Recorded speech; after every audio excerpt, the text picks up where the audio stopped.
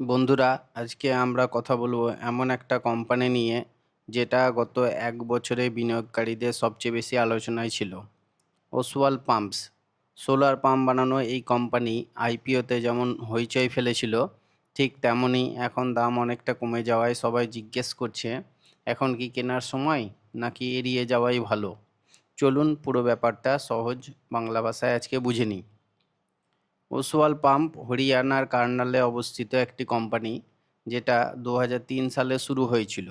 এরা মূলত সোলার চালিত পাম্প বানায়, যেগুলো কৃষকরা সেচের কাজে ব্যবহার করেন। এছাড়াও এরা মোটর আর সোলার মডিউলও বানায়, মানে পুরো জিনিসটা নিজেরাই তৈরি করে। এটাকে বলে ভার্টিক্যালি ইন্টিগ্রেটেড মডেল।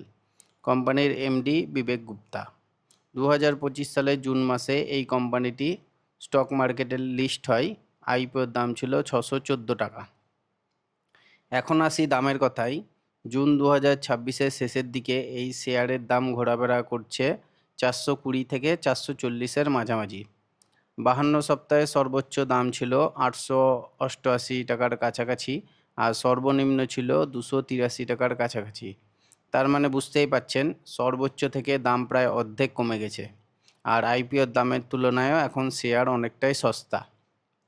এবার আসল জায়গায় আসি, কোম্পানির ব্যবসা কেমন চলছে। পুরো বছরের হিসাবে 2026 সালের মার্চে শেষ হওয়া বছরে কোম্পানির বিক্রি বেড়েছে 44%, আর মুনাফা বেড়েছে 34%। অর্থাৎ দাম কমলেও কোম্পানির আসল ব্যবসা কিন্তু খুব ভালোভাবেই এগোচ্ছে।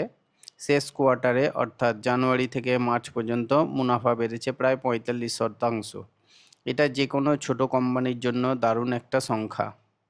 এবার ভ্যালুয়েশনের কথায় আসি। কোম্পানির পিই রেশিও এখন প্রায় 12 থেকে 13 গুণ। সোলার আর পাম্প সেক্টরের অন্যান্য কোম্পানিগুলোর তুলনায় এটা অনেক কম। মানে বাজার এই কোম্পানিকে এখন তার প্রকৃত মূল্যের চেয়ে অনেক সস্তায় ট্রেড করতে দিচ্ছে, আর অ্যানালিস্টরাও এর ব্যাপারে বেশ আশাবাদী। 3জন অ্যানালিস্টের গড় টার্গেট প্রাইস হচ্ছে 457 টাকার কাছাকাছি, আর সর্বনিম্ন টার্গেট হচ্ছে 393, আর সর্বোচ্চ 530। বেশিরভাগ অ্যানালিস্টের রেটিং হচ্ছে স্ট্রং বাই।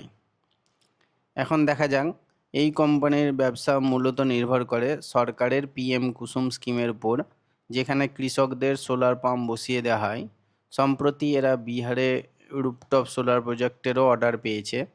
63 মেগাওয়াটের রুপটপ সোলার প্রজেক্টের অর্ডার পাওয়ার পর শেয়ারের দাম একদিনে প্রায় 7% বেড়ে গেছিল। এর থেকেই বোঝা যায় মার্কেট নতুন অর্ডারের ব্যাপারে কতটা পজিটিভ। কিন্তু বন্ধুরা, শুধু ভালো দিক দেখলে তো হবে না, কিছু ঝুঁকির কথাও বলতে হবে। প্রথমত, কোম্পানির ডেট কালেকশন একটু স্লো। প্রায় 199 দিন সময় লাগে টাকা ফেরত পেতে, আর ওয়ার্কিং ক্যাপিটাল দিনও 105 থেকে বেড়ে 187 হয়ে গেছে। দ্বিতীয়ত, একটা বড় খবর হলো কোম্পানির সিএফও সুবোধ কুমার জুনের 20 তারিখ থেকে পদত্যাগ করেছেন অন্য কোথাও সুযোগের সন্ধানে।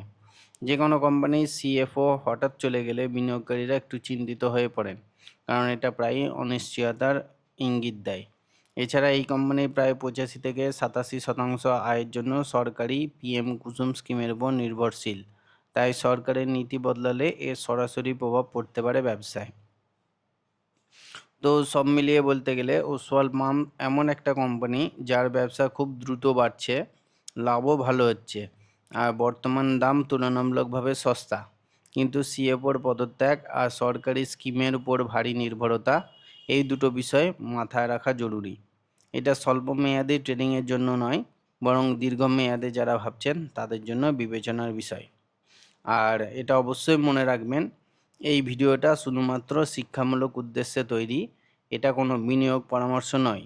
বিনিয়োগ করার আগে অবশ্যই নিজে গবেষণা করুন, অথবা একজন সেবি রেজিস্টার্ড আর্থিক পরামর্শদাতার সাথে কথা বলুন। আমাদের কন্টেন্ট ভালো লাগলে আমাদের ভিডিওতে লাইক করুন, কমেন্ট করুন, আর চ্যানেল সাবস্ক্রাইব করুন। আর কমেন্টের মাধ্যমে আপনারা জানান যে আপনারা কোন শেয়ার সম্বন্ধে আলোচনা করতে চান।